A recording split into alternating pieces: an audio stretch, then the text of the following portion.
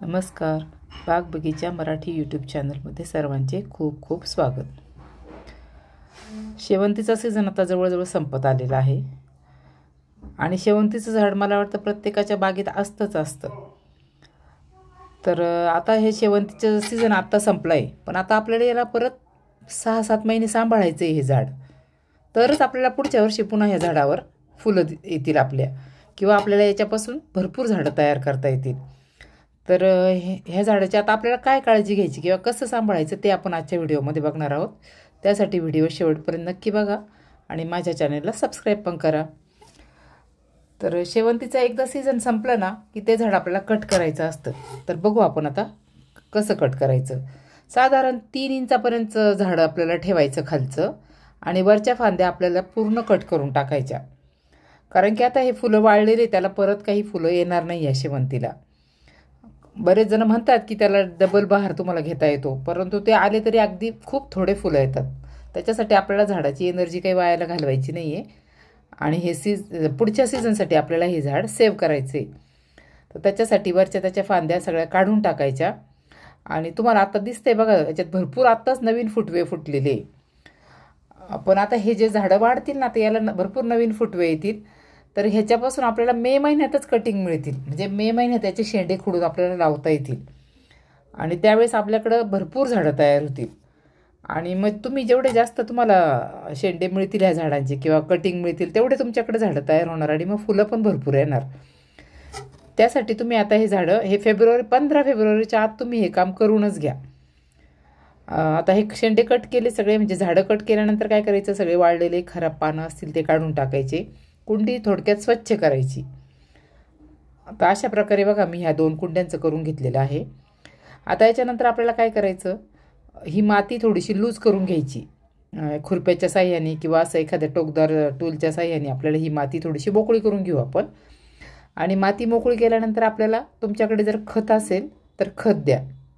खत दिलंच पाहिजे असं काही नाही आहे, पण आता कसं आपल्याला झाडाची वाढ चांगली व्हायला पाहिजे ना, त्याच्यासाठी एखादं नायट्रोजन भरपूर असलेलं खत तुम्ही देऊ शकता. नत्रयुक्त खत म्हणजे शेणखत, गांडूळ खत किंवा लीफ कंपोस्ट असं जर तुमच्याकडे असेल ना, तर तुम्ही नक्की द्या.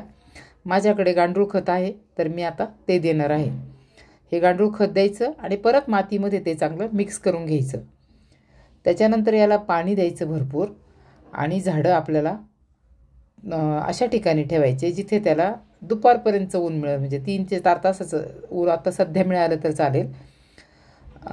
परंतु उन्हाळ्यामध्ये मात्र हे झाड तुम्ही जर उन्हामध्ये जर राहिलं ना, तर माझे झाडं तर मागच्या वर्षी बऱ्यापैकी खराब झाले होते. मग मी खूप इकडनं कटिंग आणून हे परत सगळे झाडं तयार केलेली होती.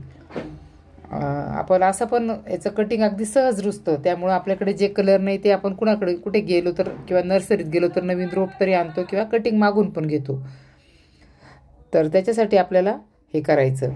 आता हे झाडं मी कट केले, पण मला माहिती ते कोणते कलर आहे, पण काही दिवसांनी माझ्या ते लक्षात नाही राहणार कुठल्या झाडामध्ये कुठला म्हणजे हे होतं, माझं कुठल्या रंगाचं झाड होतं. त्याच्यासाठी हे दिवाळीचे दिवे आहे ना, यांचा मी वापर केलेला आहे. ह्या पंत्या आहेत ना, त्याच्यावर मी मार्कर पेनने लिहिले. पण तुमच्याकडे जर मार्कर पेन नसेल, मग असं नेल पॉलिश पण तुम्ही वापरू शकता, कारण सगळ्यांकडे मार्कर पेन घरात असतोच असं नाही. तर आता हे मरून कलरचं रोप आहे बघा, किती सुंदर फुलं आहेत बघा. हे अजून मरून मला ते तोडावेशीच नाही वाटले, त्यामुळे मी तसेच ठेवले. वरनं फांद्या मात्र मी कट करणार आहे त्याच्या. तर मी मरून कलरची नेल पॉलिश लावली त्याला, आणि हे पालथ्या घालून ठेवायची ह्या पंत्या, म्हणजे पाणी जरी लागलं तरी खराब होत नाही आणि जात नाही ते. याचा उपयोग असा आपल्याला याच्या वेळेस होतो की कटिंग जेव्हा लावतो ना, मग एका कुंडीमध्ये सारख्या कलरची कटिंग आपल्याला लावता येतात. त्याच्यासाठी ह्याचा वापर आपल्याला करायचा आहे. तर आता बघा, हे मी सगळ्यांना अशा प्रकारे करून घेतलेलं आहे. आणि हे झाडं आता अजून एक मार्च महिन्यापर्यंत मी थोडेसे उन्हातच ठेवल, पण त्याच्यानंतर मात्र हे सगळे झाडं मी शेडमध्ये शिफ्ट करल. असं पण मी मार्चमध्ये झाडांसाठी शेड बांधूनच घेते, शेड नेट. तर ते शेड नेट लावलं ना की त्याच्यामध्ये हे ठेवायचं. तर अशा प्रकारे जर तुम्ही काळजी घेतली ना आत्ता, तर तुमचं एक पण शेवंतीचं झाड खराब नाही होणार बघा. आणि मग पुढच्या वर्षी पुन्हा तुमचे शेवंतीचे झाडं असे भरपूर बहरतील. खूप सुंदर फूल आहे शेवंतीचं, त्यामुळे ते प्रत्येकाला आपल्या दारात असावं असं वाटतंच.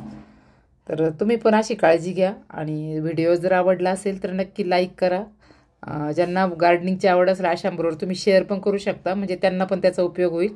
व्हिडिओ शेवटपर्यंत बघितला त्याच्याबद्दल खूप खूप धन्यवाद.